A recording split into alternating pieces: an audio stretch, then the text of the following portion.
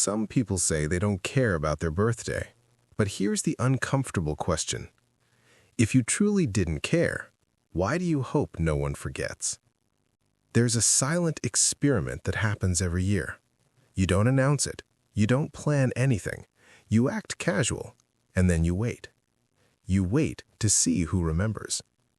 By the end of this video, you're going to understand something unsettling.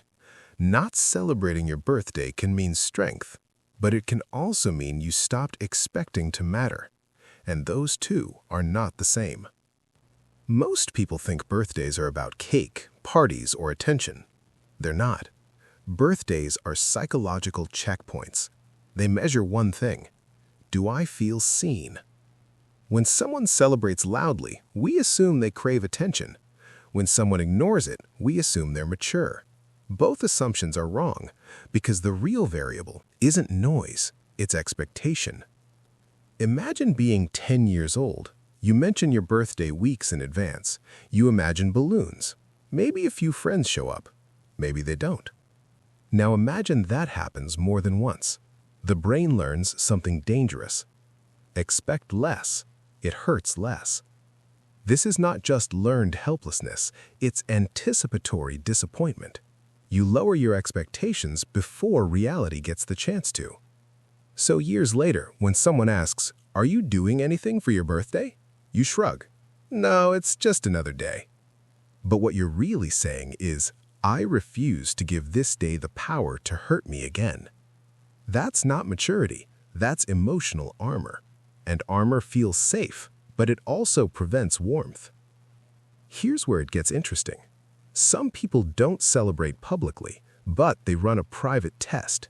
They don't post reminders. They don't organize anything. They don't tell coworkers, and then they observe. Who reaches out without being prompted? Who remembers without social media? It becomes a loyalty audit, a silent roll call. If few people show up, the narrative strengthens. See, I was right not to care. But notice the trap. By pretending not to care, you create the exact isolation you fear. Because people often follow the emotional cues you give them. If you treat it as unimportant, they will too. Now let's shift. Not everyone avoids birthdays because of pain. Some people are chronically overloaded. Work, deadlines, responsibilities, constant stimulation. In modern life, the brain lives in task mode. And task mode flattens meaning. When you operate in productivity loops long enough, special days stop feeling symbolic. They feel inconvenient. So your birthday arrives like a notification buried under 20 others. You don't ignore it emotionally, you just don't feel it. This isn't sadness, it's cognitive saturation. But here's the subtle cost. If every day feels the same, nothing feels significant. And humans need psychological markers. Without them, time blurs. And when time blurs, identity blurs with it. Now we reach the rarest category, true emotional independence. This isn't numbness, it isn't busyness, it's internal validation. These people don't use their birthday to measure worth because they don't measure worth at all. They don't wait for one day to feel valued. They build a life that affirms them consistently. So a birthday becomes symbolic, but not necessary. Here's the key difference. If nobody remembers, they're not secretly crushed. If someone does, they're grateful, not dependent. There's no test running in the background, no hidden scoreboard. That's autonomy. And it's quiet. Now, here's the part most people avoid. Ask yourself honestly. If everyone forgot your birthday this year, would it sting? Even slightly? If the answer is yes, that doesn't make you weak, it makes you human.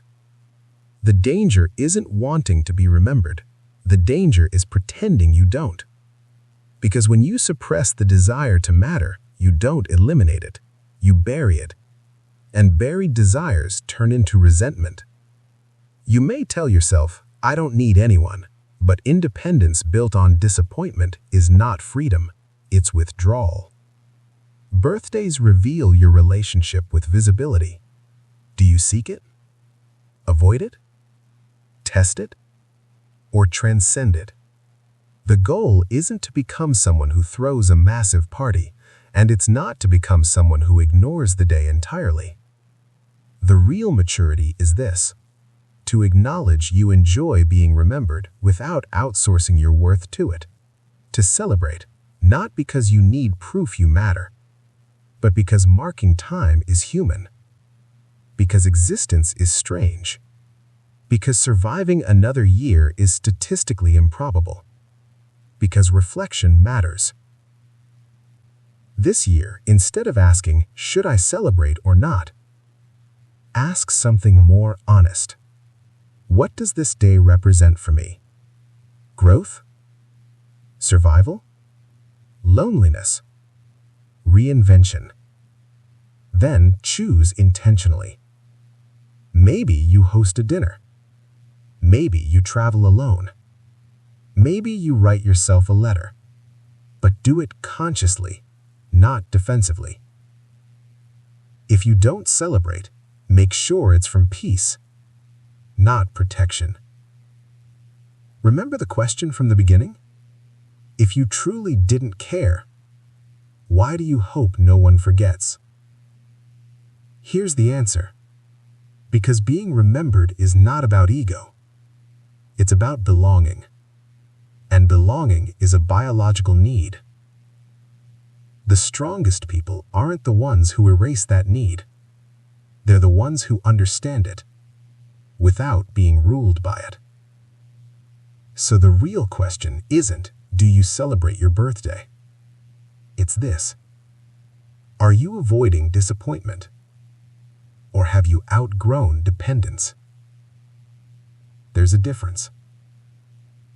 And only you know which one it is.